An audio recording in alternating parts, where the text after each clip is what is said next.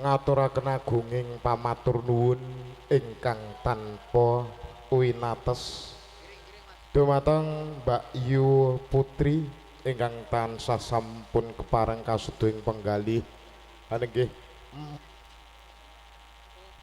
maosaken kitab suci Al-Qur'an.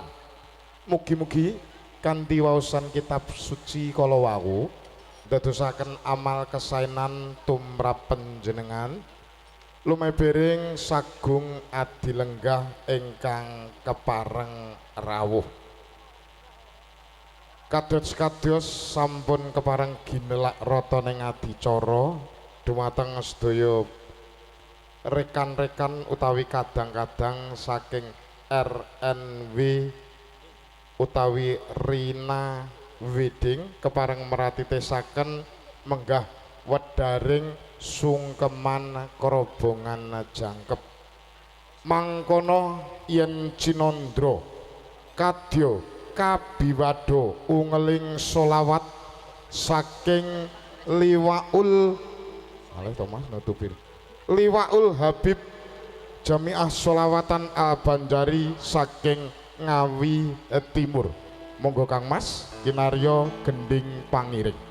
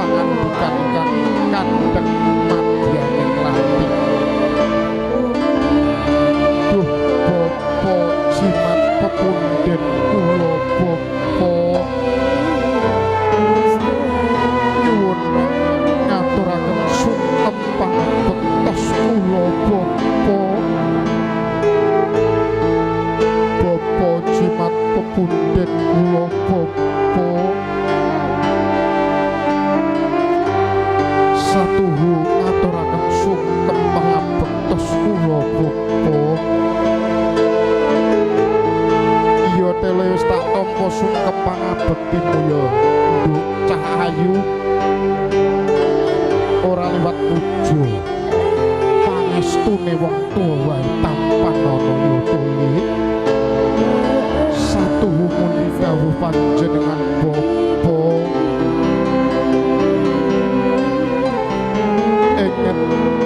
Wiwit alit dumugi dewasa dereng saged paring napa-napa Bapa.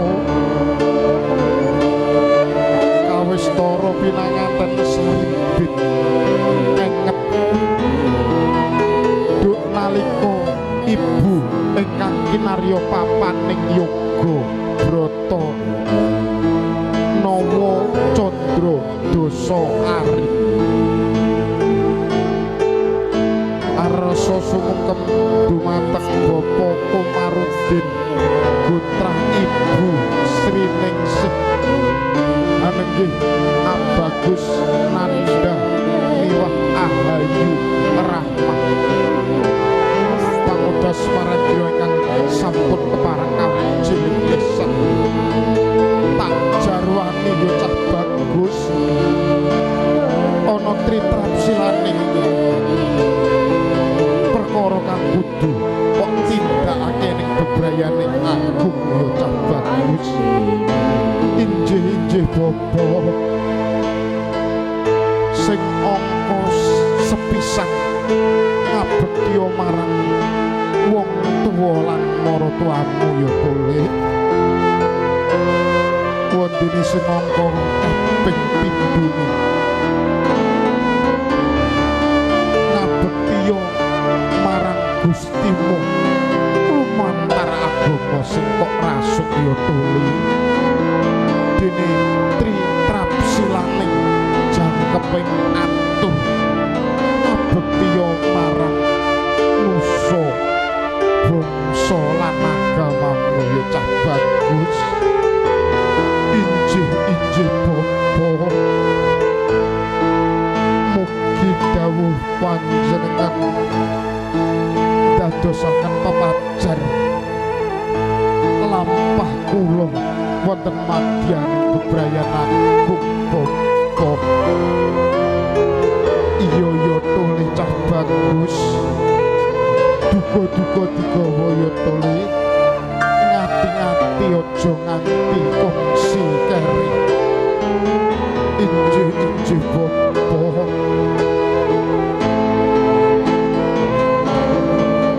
mangkana yen dulur lan wonten luhuring pasangan agung kawistara pangembaning pirinanganten sarimbit saking Rina Widing ngaturaken wujudipun tilam kalpa ingkang sinulam suket kala jono menggah isine beras kawak, benih kawak, kacang kawak, jagung kawak, kencur kawak, kunir kawak,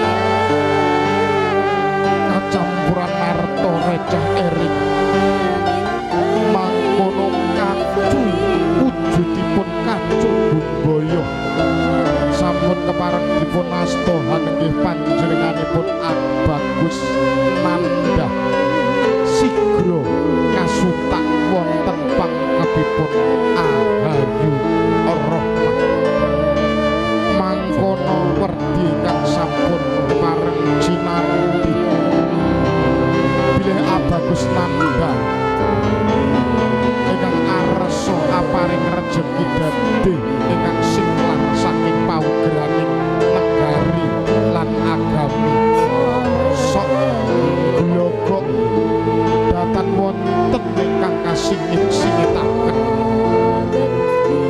mangkono kacandhet kanthi keket undhet nyuwun donga pangestu dumateng tiyang kasepuh kekalih anggih panjenenganipun Bapak Agus Sumardianto putra Ibu Purwoningsih tak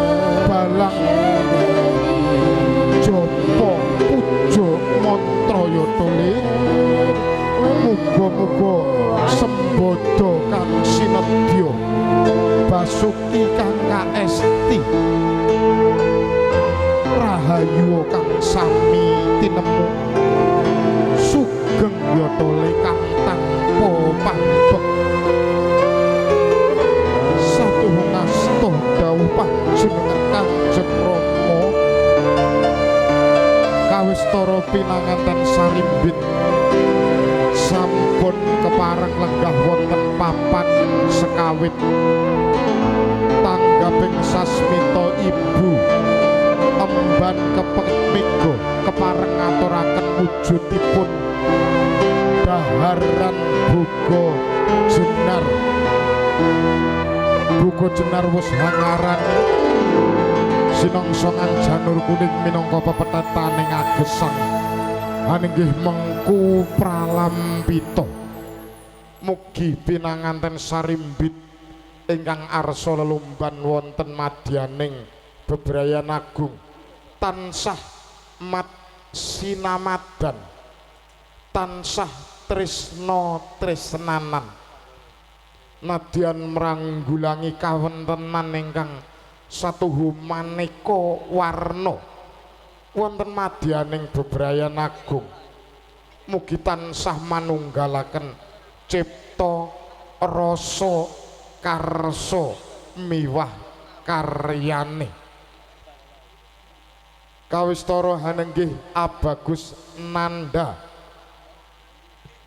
Kutrah Ahayu Rahma sampun kepareng handulang wujudipun garwa nenggih ibu pangembaning pinanganten kekalih sampun kepareng ngaturaken wujudipun rucuh rujak dawegan kepareng katur wonten ngarsanipun pinanganten sarimbit mangkono srigra kaunjuk wujuding rucuh rujak dawegan lamun tori naosaken dadosaken seger sumyah sumrambaing wong saomah hanenggih panjenenganing ibu emban kepet mega sigra meratisaken lenggahing pinanganten sarimbit kawistara yen dunulat saking Mandrawa renggang gula kinapyur pulut pinara sasra arsa akekanten asta mugi-mugi nyawiji jroning jejuduhan rumangsa andarbeni rumangsa hangrungkepi mulat sarira hangrasa wani ugi datan kantun suwan kula wonten kalenggahan wanci siang punika ugi sinartan rekan-rekan saking Liwaul Habib Jamiiyah Sholawat Al Banjari wonten papan padunungan saking Ngawi Timur kinarya pangarsa nenggih panjenenganipun Roko Mas Munir lumantar nomor telepon 0877 56154146 bebile panjenengane ingkang katemben kagungan kersa ngersakaken kula sakadang kepareng sowan saged lumantar ugi nomor telepon 0858 9094 5289 menika ingkang kagungan nomor Mas Munir wonten ingkang sepisan wau panjenenganipun Roko Mas Abid nggih.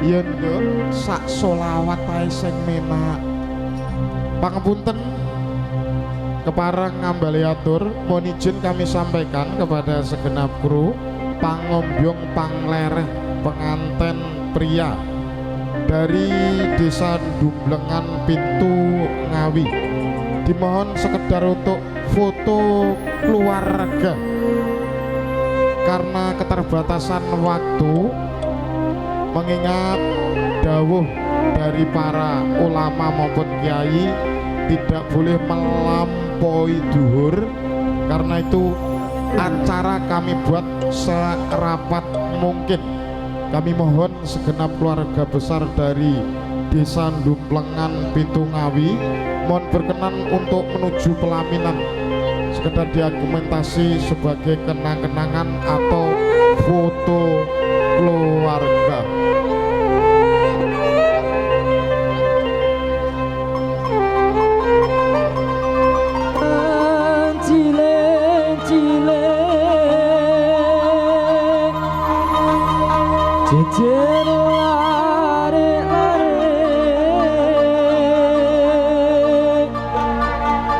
Sendangane resik tumindae becik sendangane resik tumindae becik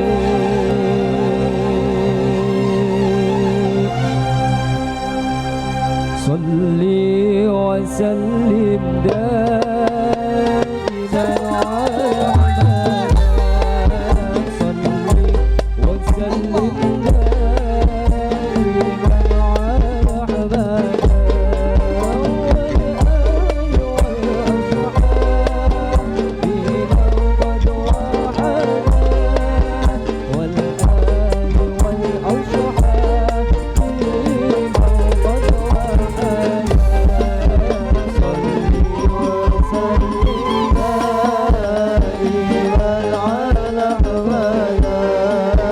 صلي وسلم دائما على حباك والآل والأصحاب بما قد وحدا والآل والأصحاب بما قد وحدا keluarga besar dari pengantin pria, kami mohon untuk diambil foto keluarganya.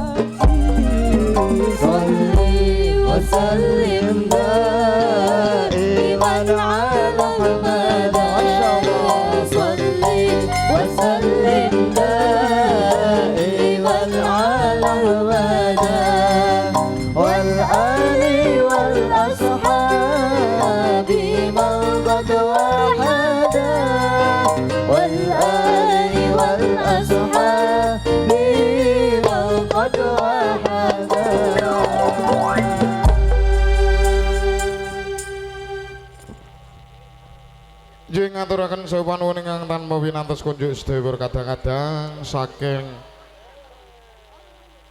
saking kru Banjari Liwaul Habib sampun keparang asung panglipur mugi tinampi kanthi suka renaning penggalih mawantu-wantu dumateng sedaya kadang saking padusunan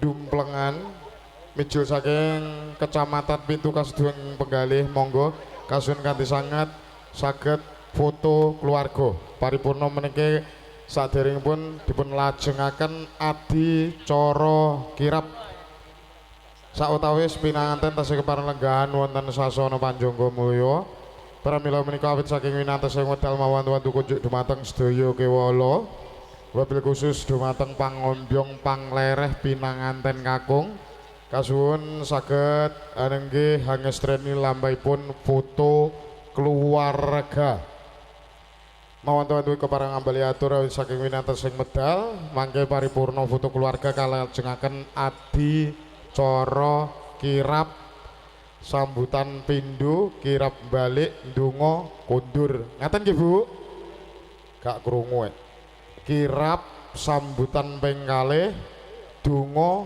kondur ngaten nggih cocok nggih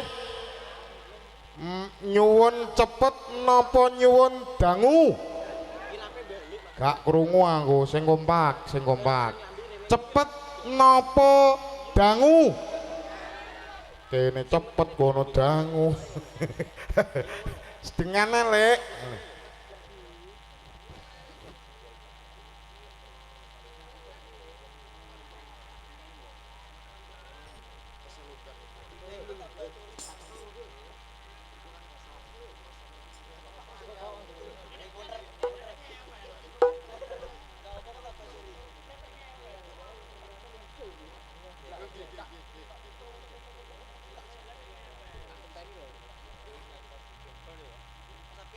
ugi kepareng ngaturaken pambagyawarja kalijengan kunjuk dumateng Rama Kiai Haji Fajar Rohman wilujeng raipun Bapa Kasting Penggalih Pinaran Sawuntawis sinambi amrati tesaken hanengga lumadining adicara kirap paripurna mangke kirap kasuwun wasita adiwursita wara saking panjenengan mugi-mugi ndadosaken pinanganten sarimbit ingkang ngarsa lumban wonten madyaning bebrayan agung pangandikan panjenengan kinarya pandam wonten utawi pandom wonten bebrayan agung ya ca sajake iki arep dikirapne lagune apa aku manut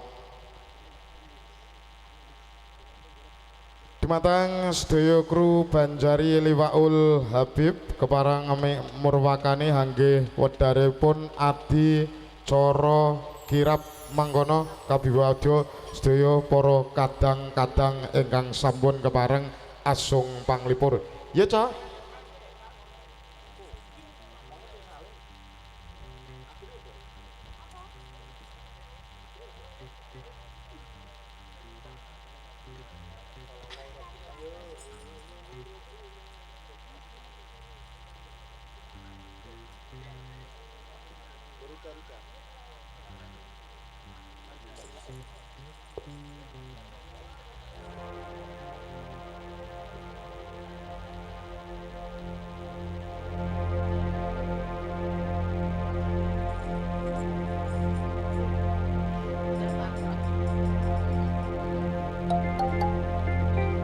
di dalam doa malamku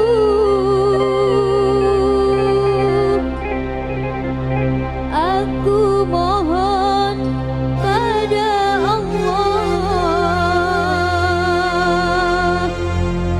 semoga nanti jodohku dia yang sayang padaku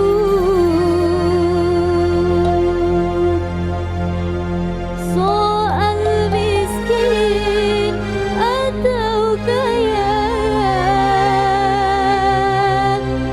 bagiku tiada problema yang penting dia setia seiman serta bertakwa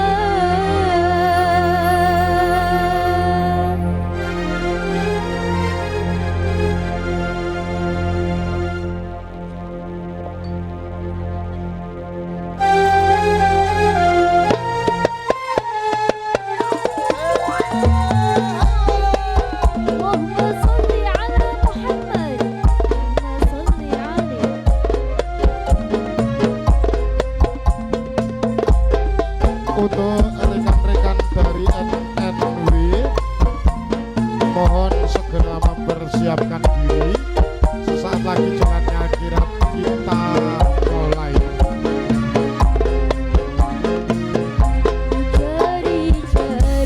Dan tentunya sekilas pandang kita menuju ke tempat ataupun panggung.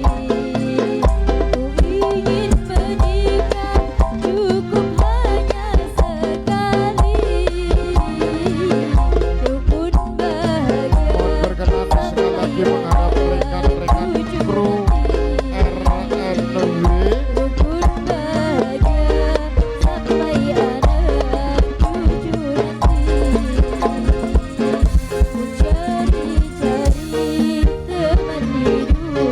Yang sejati sampai sekarang belum juga ku jumpai. Ku ingin menikah cukup hanya sekali, ku pun bahagia.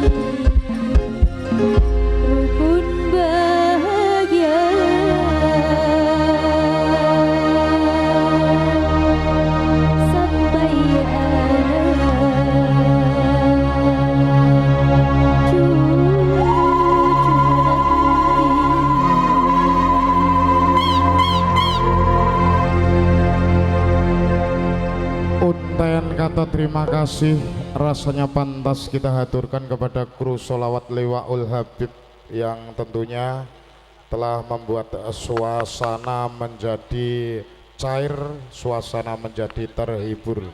Kepareng nglajengaken laksitaning adicara ingkang sampun kepareng sinerat.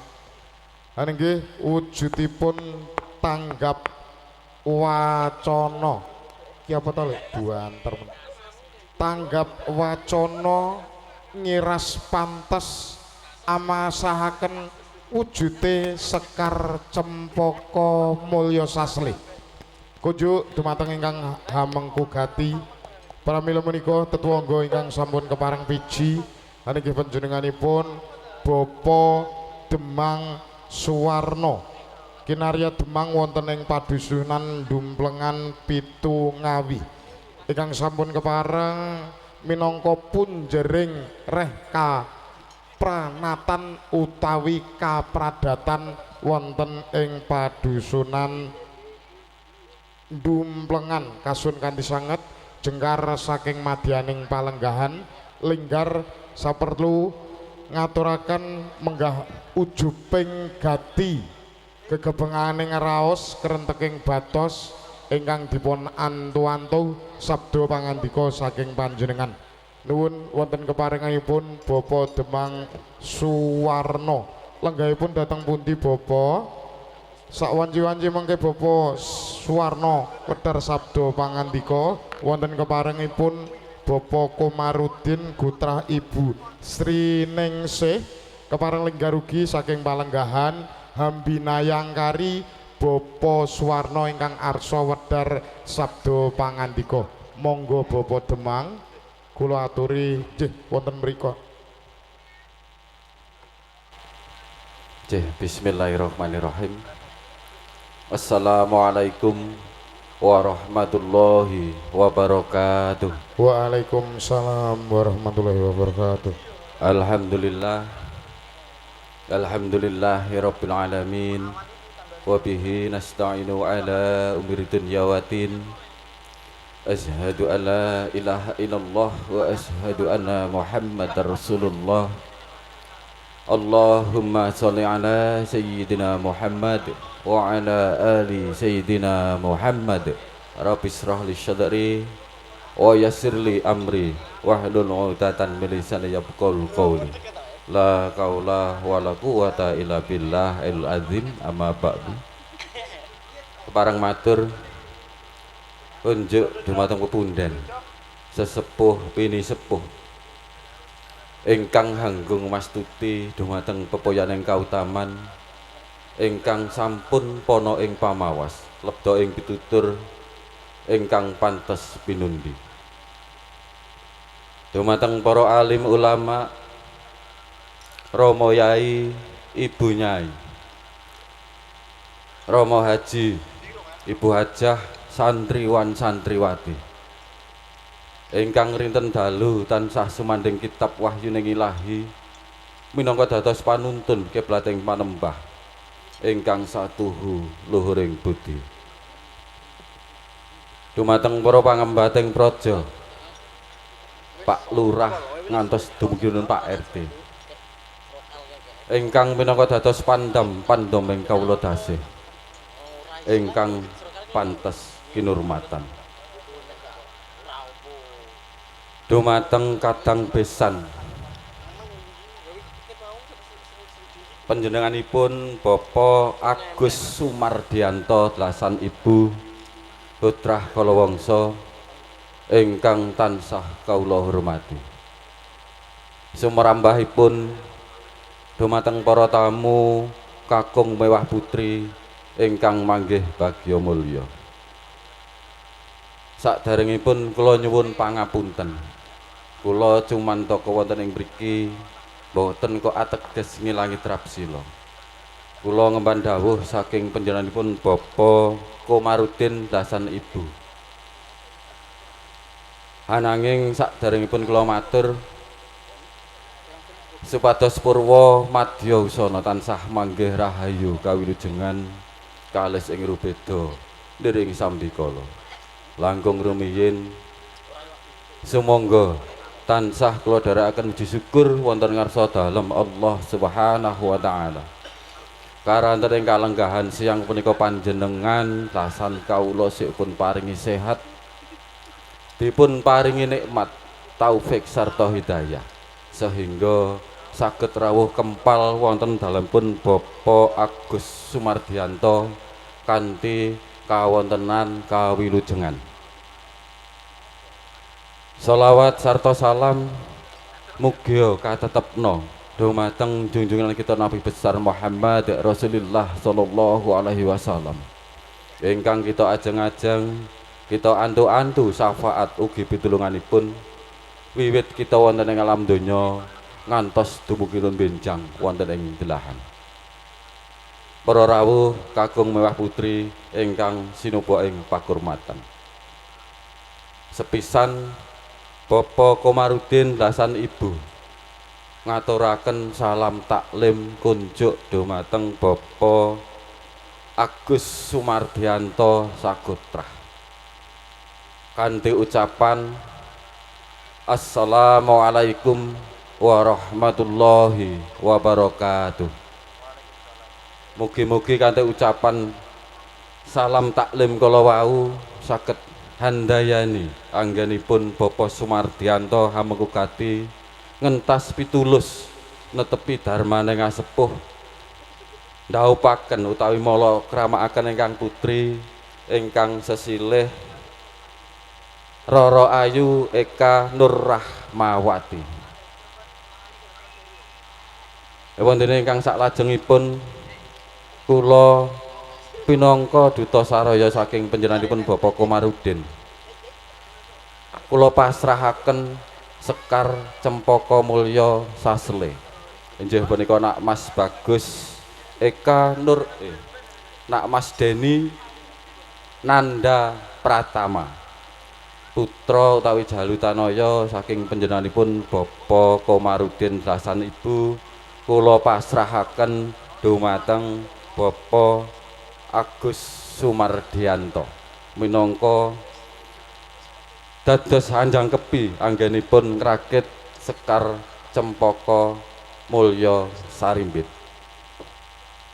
Wonten ingkang saklajengipun kula pasrahaken panggula wentahipun Nak Mas Nanda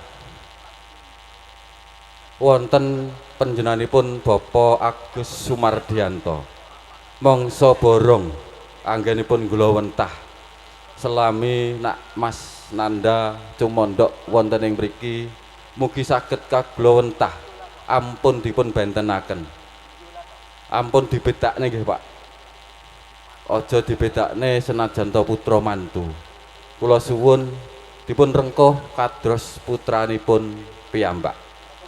Dumateng para tamu kakung mewah putri ingkang manggih bagya mulya. Wonten ingkang saklajengipun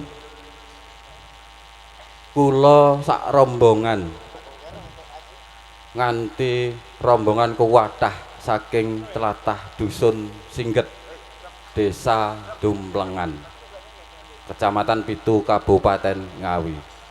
Hambok bilih anggenipun Bapak Komarudin sowan wonten ing mriki wonten kesalahan punapa kemawon wonten dona dungkapipun atur solah bawa ingkang boten meranani tumrapipun Bapak Sumardianto lumantar kawula kula nyuwun agunging samudra pangaksami.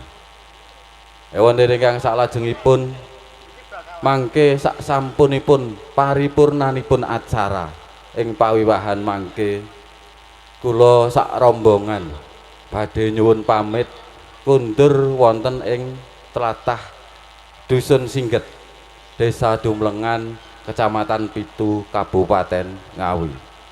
Kula nyuwun doa pangestu dumateng pepundhen sesepuh pinisepuh wonten ing brayat mriki mugi lampah kula sak rombongan mugi tansah manggih karahayon kawilujengan ngantos dalemipun sowang-sowang.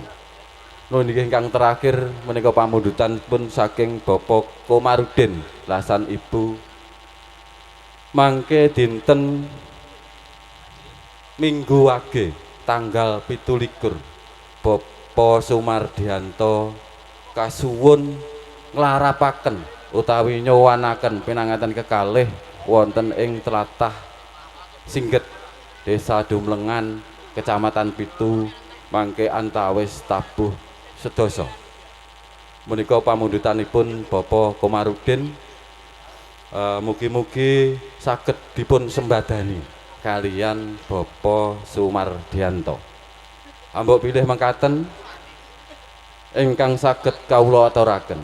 Kula pinangka Duta Saraya saking panjenenganipun Bapak Komarudin hambok bilih anggen kawula matur pratamtu kathah kekirangan kekilapan ingkang singler ing reh tata krami pramila mawantu-wantu kula nyuwun lumunturing samudra pangaksami.